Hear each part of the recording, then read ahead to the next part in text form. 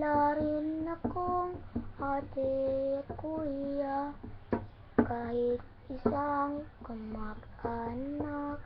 Iniwan nila ako, isang punan lamang. Ako ay mag-isa, meron lang akong kaibigan. Sana ngayon ako'y mahanap na nila. Dati kasi sabi ko sa kanila ay sana naman ay iwanan na nila ako sa isang ampunan, dahil ako'y unang kalaro.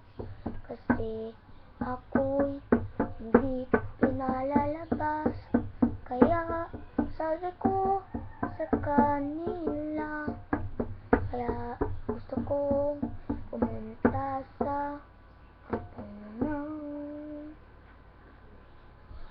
Ako ay mag-isa, wala akong pamilya. Ako ay mag-isa, meron lang akong isang daang kaibigan. Nandito ngayon ako sa ampunan, kaya ako'y laging solo. Wala sa'king nagmamahal, kundi ang kaibigan ko. Meron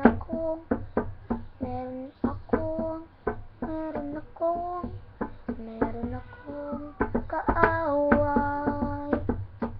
Wala akong ginagawa, pero lagi siyang galit. Pati lagi akong pinapagalitan ng aking mga magulang dito sa aking ampunan. Di ko sila totoong magulang, pero parang magulang ko na sila. Pero lagi nila akong pinapagalitan. Ako ay mag-isa, wala akong pamilya.